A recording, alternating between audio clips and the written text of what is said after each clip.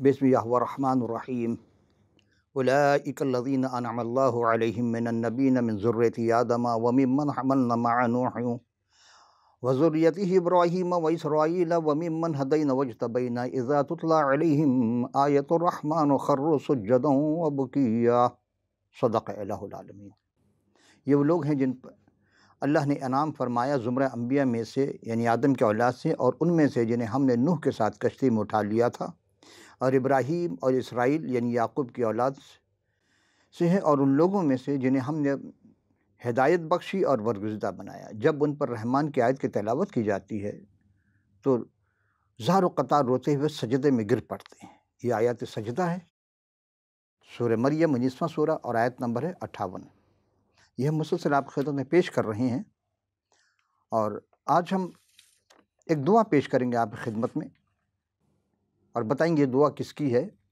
یہ ہے کتاب ہے نہج الاسرار من کلام حیدر کرار، مسلمانوں کے چوتھے خلیفہ، اور ویسے امامت کی یہ حضرت علی کرم اللہ وجہہ کے اقوال ہیں۔ اس کے 2 جلد پر مشتمل ہے۔ پہلے جلد پر یہی ہے، اور صفحہ ہے 105 پہ، کہ جب انہوں نے بغیر الف کے ایک خطبہ دیا تھا، اور اس خطبے میں کہ ہم بالکل شروع کے الفاظ پیش کر رہے ہیں، اور انہوں نے خدا تعالیٰ کی تعریف کی تھی، اور اس کے بعد ہم بتائیں گے کہ انہوں نے کہاں سے یہ الفاظ لیے تھے، یعنی ملتے جلتے ہیں۔ حمدت حمدہ وعظمت منہ وسبقت نعمتہ وسبقت غضبہ رحمت وتمت کلمتہ ونفذت مشیت وبلغت حجت وعدلت القضیہ۔ اب دیکھیں اس میں کہیں بھی الف نہیں ہے، اور یہ بہت بڑا خطبہ ہے جو بغیر الف کے خطبہ کہلاتا ہے، اور انہوں نے اس کا ترجمہ پہلے میں پیش کر دوں، پھر میں تھوڑی سی 1-2 لفظ بتاؤں گا یہ کہاں سے لیے گئے ہیں۔ حمد تو حمدہ کے معنی کہ میں حمد کرتا ہوں اس کی جو حمد کے قابل ہے، وعظمت منہ اس کی جس کا احسان عظیم ہے، وسبقت و نعمہ وسبقت و غضبہ اور اس کی نعمت وسیع اور کامل ہے، اور اس کی رحمت اسے غضب پر شفقت رکھتی ہے، اس کی حجت پہنچ چکی ہے، اور اس کا فیصلہ مبنی بر عدالت ہے، یعنی حمد کرتا ہوں اس کی جس کا احسان ہے۔ حضرت داؤد علیہ السلام زبور 21ویں کی 5ویں آیت میں مرقوم کرتے ہیں کہ لکھا ہے کہ خدا کی شان عظیم ہے، اور زبور 95 کی 3ری آیت میں ہے کہ میں نے کیونکہ خداوند خدائے عظیم ہے اور سب الہوں پر شاہ عظیم ہے، اور زبور 111 میں کی 2ری آیت میں ہے کہ خداوند کے کام عظیم ہیں، جو ان میں مسرور ہیں ان کی تفتیش کرتے رہتے ہیں، خداوند کے ہر چیز میں وہ غور و فکر کرتے رہتے ہیں۔ اور 147 کے زبور میں کہتے ہیں کہ ہمارا خدا بزرگ، اس کی قدرت عظیم ہے، اس کی فہم کی انتہا نہیں، اور اس کی نعمت وسیع ہے، اور اس کی رحمت اس کے غضب پر سبقت رکھتی ہے۔ اور جب انہوں نے کہا نا اس کی نعمت وسیع تھی، یہ اس جواب میں، اور اس کی رحمت اسے غضب پر سبقت رکھتی ہے، اور یہاں پہ خروج 34ویں باب کی 6ٹھی آیت میں ہے کہ اور خداوند اس کے آگے سے پکارتا ہوا گزرا، خداوند خدائے رحیم اور مہربان اور قہر کرنے میں دھیما اور شفقت اور وفا میں غنی ہے۔ عزیزو، ایک دفعہ حضرت علی نے یہ دعویٰ کیا تھا کہ اگر میرے لیے مسند بچھائی جائے تو میں اہل توریت کو توریت سے، اہل زبور کو زبور سے، اہل انجیل کو انجیل سے، اور اہل قرآن کو ہم قرآن سے اس کو قضائیات ہر قسم کے فیصلے دے سکتے ہیں۔ تو ایک چھوٹی سی دعا تھی جو میں نے آپ کی خدمت پیش کی۔ اب چلتے ہیں حقیق عرفان قصص الانبیاء میں آپ تمام سامعین ناظرین خدمت سلام اور خوش آمدید۔ آج کا پہلا سوال ہے کہ خدا تعالیٰ کا نشان حضرت ابراہیم اور اسماعیل کا ختنہ کب اور کس عمر میں ہوا؟ عزیزان گرامی، گزشتہ نشست کے چند دقیقے میں ہم نے حضرت ابراہیم السلام کے دین کے حق ہونے پر، اس کے دین کے بزرگی پر آپ نے سماع خراشی کی زحمت اٹھائی تھی، سماعت فرما چکے تھے۔ آج ہم ختنہ سے متعلق بھی کچھ گفتگو، پہلے ہم قصص الانبیاء اور پھر قرآن شریف اور آخر میں کتاب مقدس کی روشنی میں پیش کریں گے۔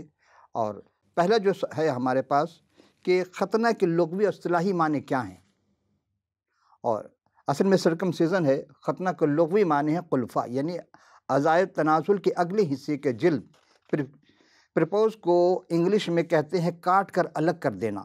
عام اصطلاح میں یہ جلد اس حصے کے لیے بولا جاتا ہے جسے حشفہ یا کھلڑی کہتے ہیں، اور یہ فیروز اللغات کے صفحہ 1061 میں یہ ہندی اور اردو میں بطور مؤنث استعمال ہوا ہے۔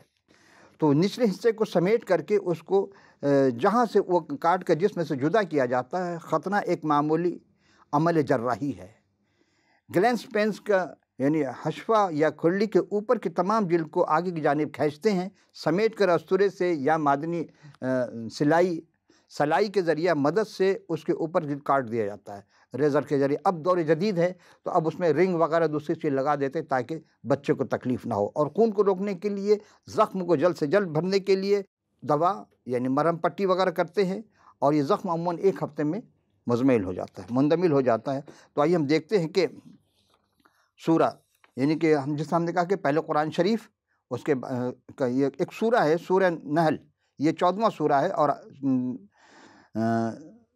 ترتیب کے اعتبار سے یہ 16واں سورہ ہے، اور نزول کے اعتبار 70واں 128 آیت میں سے اس کے صرف 123 آیت میں پیغمبر اسلام کو مخاطب کر کے رب تعالیٰ یوں ارشاد فرماتا ہے کہ ثم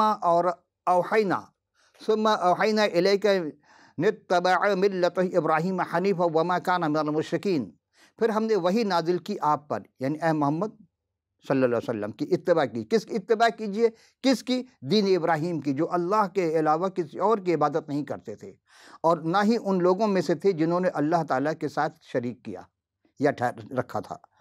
اور یہ ترجمہ ہم نے لیا تھا مختصر انگریزی میں معانی القرآن الکریم ابن کثیر صفحہ 280، اب مترجم ہے اس کے ڈاکٹر محمد تقی الدین ہلالی مراکش کے تھے، اور ڈاکٹر محمد محسن خان طبع ثانی کے وقت جو انقرہ کے تھے انہوں نے اس کا ترجمہ کیا تھا۔ اور دوسرا ترجمہ ہم پیش کریں فان القرآن علامہ پرفت طاہر قادر صاحب کا کہ پھر اے حبیب ہم نے آپ کی طرف وہی بھیجی کہ آپ ابراہیم کے دین کی پیروی کریں جو ہر باطل سے جدا ہے اور مشرکوں میں سے نہ تھے۔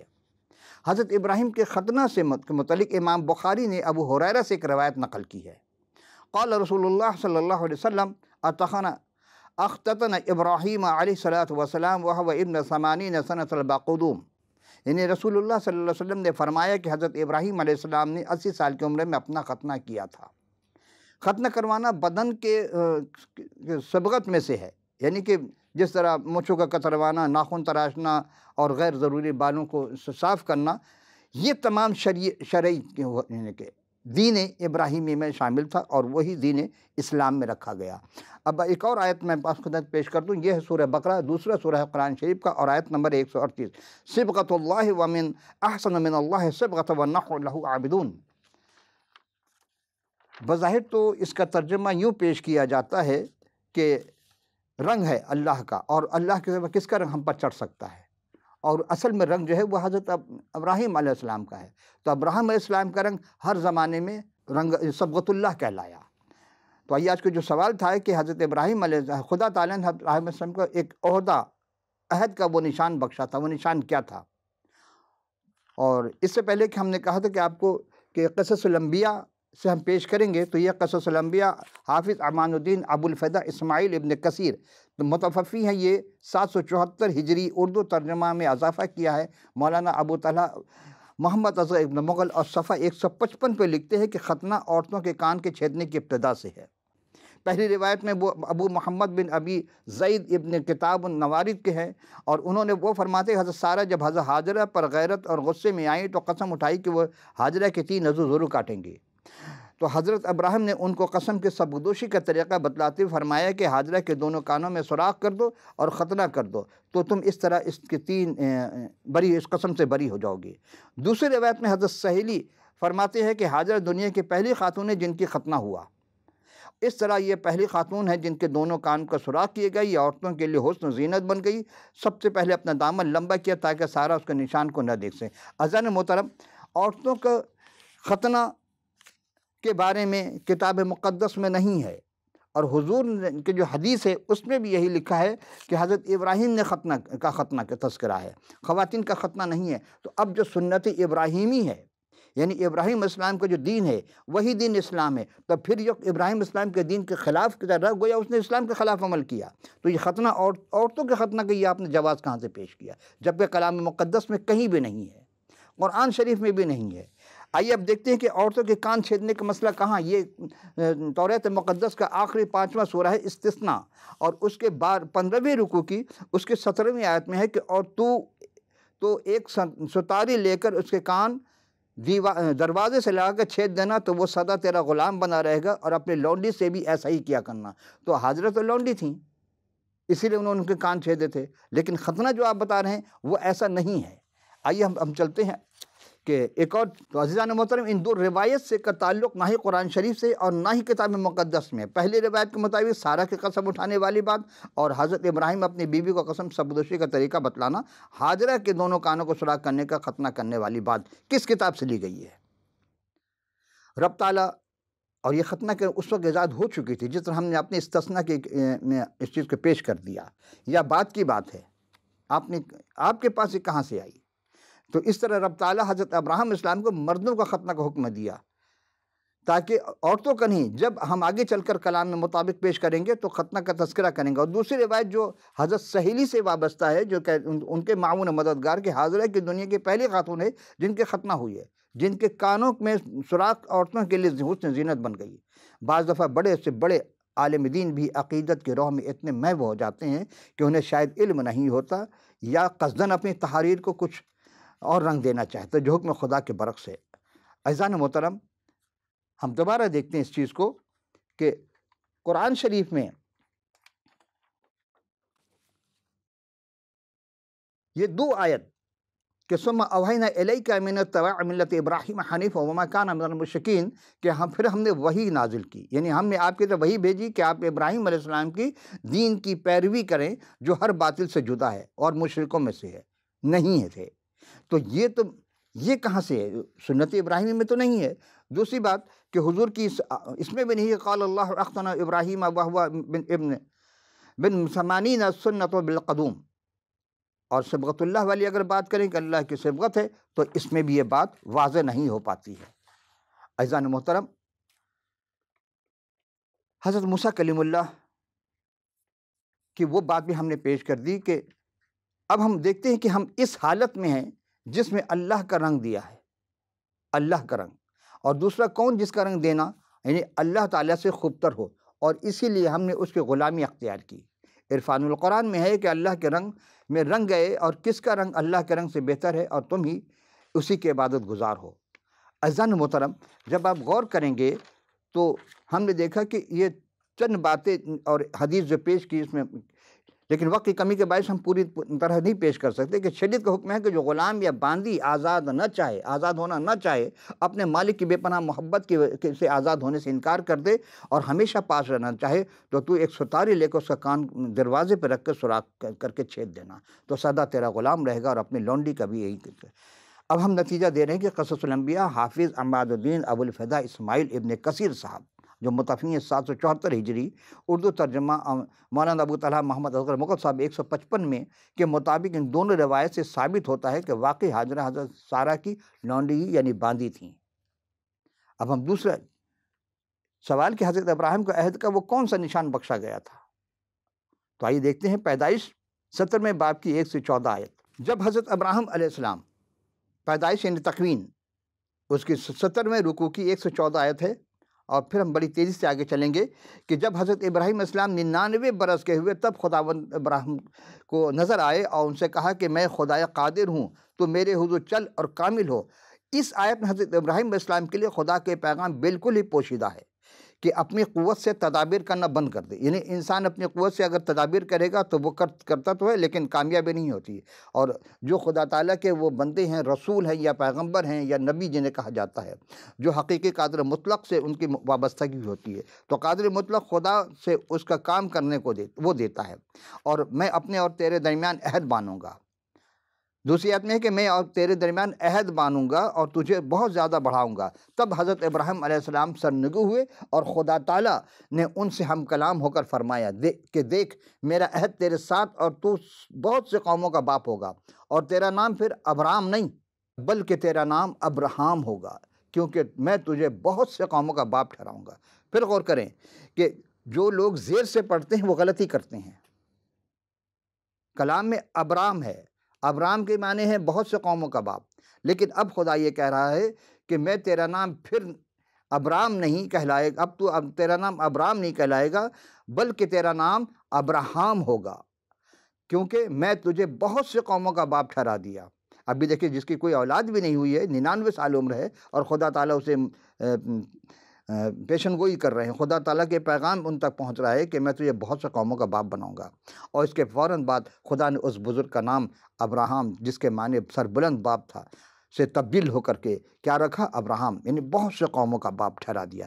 انسانی عقل سے بعید ناممکن بات ہے کہ جس کی اولاد ہی نہیں دیا، ابھی 99 سال ہو گئے، اور اسے تسلی دے رہے کہ میں تجھے بہت سے قوموں کا باپ ٹھہرا دوں گا، اور میں تجھے بہت برومند کروں گا، اور قومیں تیری نسل سے ہوں گی، بادشاہ تیری اولاد میں برپا ہوں گے۔ سب باتیں مستقبل کی ہیں جس کا تعلق ایمان سے ہے۔ آج اگر کسی کی اولاد نہیں ہوتی ہے تو بہت ساری چیمیں گوئیاں ہوتی ہیں، یہ ایمان کی کمی ہے۔ اگر ایمان کامل ہو جائے تو جب 90 سال کی عمر میں اولاد عطا کر سکتا ہے رب العالمین، تو کیا آخری عمر میں نہیں دے سکتا؟ انسان کو عطا کرے گا، صرف ایمان کو کامل بنانے، ایمان لانے کی ضرورت ہے۔ میں اپنے اور 7ویں آیت میں کہ میں اپنے اور تیرے درمیان عہد، اور تیرے بعد تیرے نسل کے درمیان ان کی پشتوں کے لیے اپنا عہد جو ابدی عہد ہوگا باندھوں گا، تاکہ میں تیرا اور تیرے بعد تیری نسل کا خدا رہوں گا۔ 8ویں آیت میں کہ اور میں تجھ کو تیرے بعد تیری نسل کا کینعان کا تمام ملک جس میں تو پردیسی ہے ایسا دوں گا کہ وہ دائمی ملکیت ہو جائے گی، اور میں ان کا خدا ہوں گا۔ 1 تا 8 آیت تک خداوند نے متعال اپنا عہد حضرت ابراہیم علیہ السلام اور ان کی نسل اور پشت در پشت کا عہد باندھا تھا۔ لیکن آیت 9 میں ارشاد ہو رہا ہے کہ خدا نے ابراہیم کو پھر مخاطب کر کے یوں فرمایا کہ تو میرے عہد کو ماننا، اور تیرے بعد تیری نسل پشت در پشت اسے مانے۔ اب آیت نمبر 10 میں ایک اور بات، ایک عہد ہے، ہلکا سا تعارف کروایا جا رہا ہے۔ وہ عہد ہے کہ جو مانا جائے، یعنی اور میرا عہد جو تیرے اور تیرے درمیان اور تیرے بعد تیرے نسل کے درمیان ہے، جسے تم مانو گے، سو یہ تم میں سے ہر ایک فرزند نرینہ کا ختنہ کیا جائے۔ اب آیت نمبر 11 کہ اور تم اپنے بدن کی کھلڑی کا ختنہ کیا کرنا، جو فیروز اللغات صفحہ 1061 کے مطابق کھلڑی ہندی اور اردو میں بطور مؤنث استعمال ہوتا ہے۔ لغوی معنی ہے کھال کا تصغیر، یعنی پوست، چمڑا، کھال بہت مختصر کرنا۔ 12ویں آیت میں کہ تمہارے یہاں پشت در پشت ہر لڑکے کا ختنہ جب وہ 8 روز کا ہو کیا جائے۔ کلام میں کہیں نہیں لکھا کہ لڑکیوں کا ختنہ ہو، پھر یہ کیسے آپ کہہ رہے ہیں؟ عزیزان محترم، اب جو بھی حضرت ابراہیم علیہ السلام کی وہ اس دین ابراہیمی کے خلاف کر رہا ہے، گویا وہ اسلام کے خلاف کر رہا ہے۔ جو عورتوں کا ختنہ کا تذکرہ کرتا ہے وہ گویا وہ حضرت ابراہیم اسلام کے ہی نہیں، پیغمبر اسلام کے دین کے خلاف عمل کر رہا ہے، کیونکہ یہاں 12ویں آیت میں لکھا ہے تمہارے یہاں پشت در پشت ہر لڑکے کا ختنہ جب وہ 8 روز کا ہو کیا جائے، یعنی 8ویں روز کا ہو جائے تو کیا جائے۔ اسی لیے ہم دیکھتے ہیں کہ کلام میں کہ حضرت روح اللہ کلمت اللہ کا بھی 8ویں روز ختنہ ہوا۔ اس کی تفصیل ہم جب جناب مسیح کی سیرت طیبہ پیش کریں گے تو وہاں ہم اس کو آپ کو ہر چیز وہاں پہ پیش کریں گے۔ اب آگے ہے کہ خواہ وہ لڑکا گھر میں ہو پیدا ہوا ہو یا خواہ اسے کسی پردیسی سے خریدا گیا ہو جو تیری نسل سے نہیں، لازم ہے کہ تیرے خانہ زاد اور تیرے زر خرید کا ختنہ کیا جائے، اور میرا عہد تمہارے جسم میں ابدی عہد ہوگا۔ 14ویں آیت اور وہ فرزند نرینہ اس فرزند کو کہا جاتا ہے جو نر یعنی لڑکا، نرینہ نر سے نکلا، اور جس سے نسل انسانی میں اضافہ کا باعث ہو۔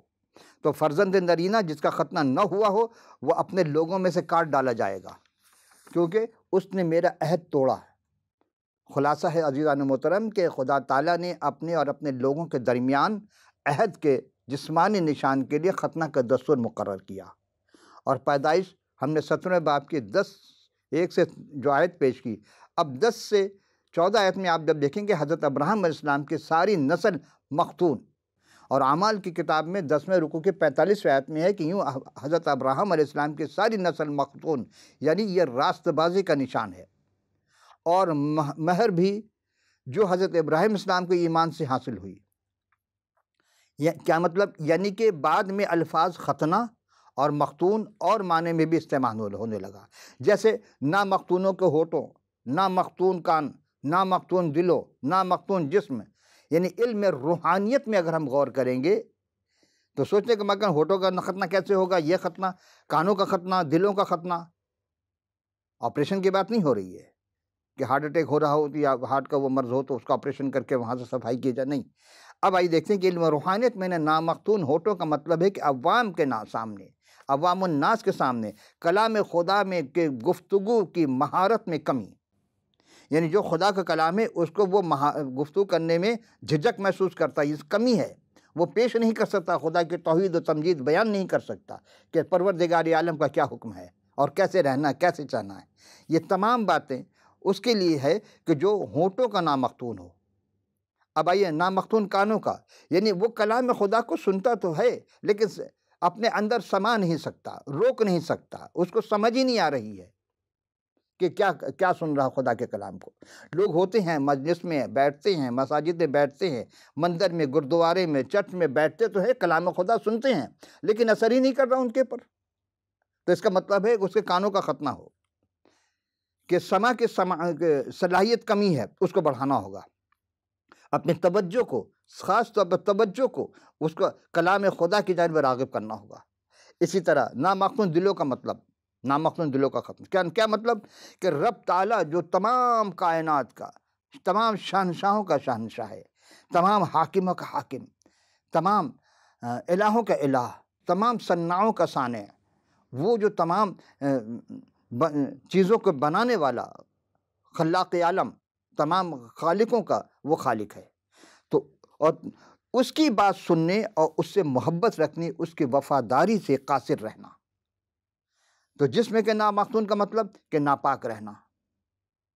تو اپنے آپ کو، چونکہ خدا قدوس ہے اور وہ ہر چیز کو جانتا ہے، تو وہ کہتے ہیں کہ تم دل سے، اپنے پورے دل سے، پورے ذہن سے، پورے جسم سے، پوری قوت سے اس کے حضور حاضر ہو۔ اور اب سوال یہ تھا، آخری سوال، کہ حضرت ابراہیم علیہ السلام کا ختنہ کس دن اور کس عمر میں ہوا؟ چونکہ دامن وقت گنجائش نہیں ہے، اس لیے ہم بہت ہی مختصر طور پر اس کو پیش کریں گے کہ یہ 17ویں رکوع ہے اور اس کے ہم 19 آیت سے ہم 27 آیت کے تلاوت کر رہے ہیں۔ تب خدا نے فرمایا کہ بے شک تیری بیوی سارہ کے تجھ سے بیٹا ہوگا، دیکھیے عہد کا نشان بتایا جا رہا ہے، تو اس کا نام اسحاق رکھنا، اور میں اس سے اور پھر اس کی اولاد سے اپنا عہد جو ابدی ہے باندھوں گا، اور اسماعیل کے حق میں بھی میں نے تیری دعا سنی، دیکھ میں اسے برکت دوں گا اور اسے برومند کروں گا اور بہت بڑھاؤں گا۔ اسماعیل کا تذکرہ ہو رہا ہے لیکن اسماعیل کے کسی بچے کا نام نہیں ہے، کسی اولاد، کسی بیٹے بیٹیوں کا نام نہیں ہے، ابھی یعنی نہیں بتایا جا رہا ہے۔ صرف یہ کہا گیا کہ ہم اسے بڑھائیں گے، برومند کریں گے اور بہت بڑھائیں گے، اور اس سے 12 سردار پیدا ہوں گے، اور میں اسے بڑی قوم بناؤں گا۔ اسماعیل کے جو بیٹے ہوں گے اسے بھی بڑی قوم بنائیں گے۔ اچھا، لیکن میں اپنا عہد اسحاق کے سے باندھوں گا۔ اب حضرت اسحاق علیہ السلام جب کہ بھی پیدا نہیں ہوئے، باندھوں گا، اور جو اگلے سال اسی وقت معینہ پر سارہ سے پیدا ہوگا۔ کس سے؟ سارہ سے، ابھی پیدا نہیں ہوئی، اگلے سال، یعنی جب حضرت ابراہیم علیہ السلام کی عمر 100 سال ہوگی تو یہ حضرت اسحاق کی ولادت ہوگی۔ اور جب خدا ابراہیم سے باتیں کر چکا تو اس کے پاس سے اوپر چلا گیا، تمام اس دن کی بات بتا دی۔ اب آئیے ہم 23ویں آیت میں پیش کریں، 17ویں باب کی پیدائش تکوین، 17ویں رکوع کی 23ویں آیت۔ تب ابراہیم علیہ السلام نے اپنے بیٹے اسماعیل کو، جو سب خانہ زادوں اور اپنے سب زر خریدوں سے، یعنی اپنے گھر کے سب مردوں کو لیا، اور اسی روز خدا کے حکم مطابق ان کا ختنہ کیا۔ کس کا؟ مردوں کا، خواتین کا نہیں۔ یہ آپ اپنے ذہن سے نکال دے۔ جو بھی ایسا کرے گا کہ اگر بضد ہے اس بات پر، روایتیں گڑھی ہیں، روایتیں بتا رہے ہیں کہ ہاں جی نہیں، خواتین کا ختنہ ہونا ہے، تو پھر وہ کلام الہی، سنت ابراہیمی اور دین ابراہیمی بلکہ دین اسلام کے خلاف عمل کر رہا ہے۔ حقیقت، علامہ اقبال فرماتے ہیں، کیا خوبصورت شعر، ضمناً ایک بات آئے گی، حقیقت خرافات میں کھو گئی، یہ امت روایات میں کھو گئی۔ حقیقت تو کچھ اور بتا رہا کلام الہی۔ آئیے اب ہم دیکھتے ہیں کہ پھر 23ویں آیت کا ہم دوبارہ تلاوت کرتے ہیں خطب میں۔ تب ابراہیم نے اپنے بیٹے اسماعیل اور سب خانہ زادوں اور سب زر خریدوں کو، یعنی اپنے گھر کے سب مردوں کو لیا، اور اسی روز خدا کے حکم کے مطابق ان کا ختنہ کیا۔ سب مردوں کا، اور اسی روز جس دن خدا نے حکم دیا تھا۔ اب آئیے 24ویں آیت، ابراہم 99 برس کا تھا جب اس کا ختنہ ہوا، اور 25ویں آیت، اور جب اس کے بیٹے اسماعیل کا ختنہ ہوا تو 13 برس کا تھا، یعنی 13 برس تک 14، یعنی کہ 13 برس میں ان کا ختنہ ہو رہا ہے، اب اس اسحاق کی ولادت نہیں ہوئی ہے۔ آئیے اب 26ویں آیت، ابراہم اور اس کے بیٹے اسماعیل کا ختنہ ایک ہی دن ہوا، الگ الگ نہیں، جس دن خدا نے حکم دیا تھا سب مردوں کا ایک ہی دن ختنہ ہوا، اسی دن اسماعیل کا بھی ختنہ ہوا، اور اس کے گھر کے سب مردوں کا ختنہ خانہ زادوں اور ان کا بھی جو پردیسیوں سے خریدے گئے تھے اس کے ساتھ ہوا۔ عزیزان محترم، ہم نے کلام الہی سے، قصص الانبیاء سے قرآن شریف کی آیت پیش کی، سنت دین ابراہیمی، اور دین ابراہیم کا یہ آغاز ہو چکا ہے ختنہ سے۔ ہم نے کتاب مقدس تورات مقدس سے بھی آیت آپ کی خدمت میں پیش کی۔ اب یہ ہے کہ جب بھی اگر دین ابراہیم اسلام کو ماننا چاہتا ہے تو اس کو دین ابراہیمی کا مطالعہ کرنا لازمی ہے، اور دین ابراہیمی کے مطالعے کے لیے آپ کے پاس کتاب مقدس کا ہونا لازمی ہے، تو سمجھ میں آئے گا۔ اگر نہیں ہے تو آخر میں، پروگرام کے آخر میں اسکرین پر اس کے ویب سائٹ دکھائے جائیں گے، ٹیلی فون ہوگا، ای میل ایڈریس ہے، آپ کے پاس جو سہولت ہے، واٹس ایپ پہ آپ اپنا مکمل پتہ بھیجیے گا تاکہ ہم کتاب مقدس آپ کو فی سبیل اللہ ارسال کر دیں۔ عزیزان محترم، آپ کی قیمتی آراء کا ہمیں شدت سے انتظار رہے گا، اور آپ کے بڑے سوالات آتے ہیں، خوشی ہوتی ہے۔ ہماری آپ یہی گزارش ہے کہ آپ اپنے جو بھی آپ کے ذہن میں سوال ابھرے، کبھی روکے نہیں اسے، موقع نہ ہو اسے لکھ لے کہیں، بعد میں آپ ہمیں ای میل کرتے ہیں یا پوسٹ کرتے ہیں، یا پروگرام کے مطابق جو بھی چیز آپ کے ذہن میں آتی ہو ضرور لکھیے گا، اور ہم بخوشی آپ کو جواب دیں گے۔ تو اگلی اندر سے پھر حاضر ہوں گے، اس وقت تک کے لیے اجازت۔ امید ہے کہ آپ کو بہت ساری نئی باتیں سننے کو ملی ہوں گی، اگلے نشست میں اور بھی نئی باتیں ملیں گی۔ واخر دعوانا الہی عالمین، والسلام۔